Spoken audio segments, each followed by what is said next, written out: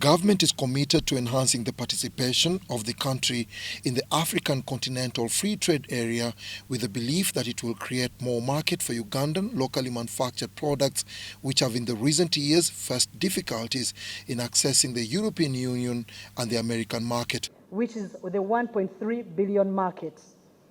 That's a single market. Now the idea is really decolonization in its form.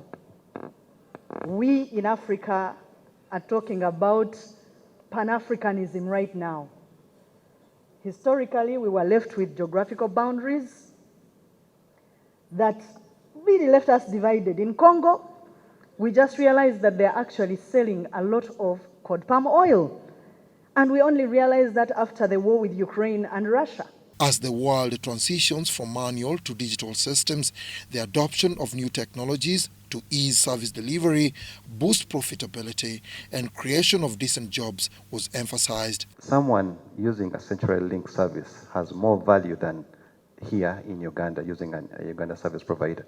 Central link, the services, I would not want to go through all the details, but there's more value in using internet out there than here in Uganda. What the future of work is, it will have to be dealing a lot with the software rather than the hardware of people.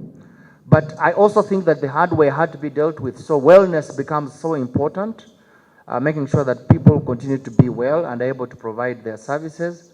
And I think that we need to think about the programs that will improve the health of people, the minds of people, the technology to be able to deal with your customers, the technology to be able to deal with your colleagues. The event on the theme COVID-19 conflicts and energy crisis, the lessons for Uganda in managing geopolitical risk, was attended by influential business leaders, entrepreneurs, innovators, development partners, and senior government officials. This project is bringing in $12 billion. I'm not counting the refinery. If I count the refinery, it's $16 billion. In a GDP of 44 billion. So think about that number. Import substitution, we are looking at about $4 billion annual import substitution impact of this project. So these are some of the discussions we should be having as business people.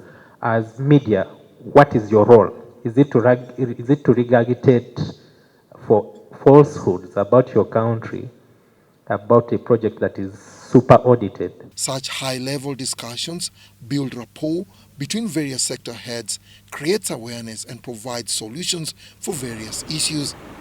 Dennis Igor and Juman Samba for UBC News.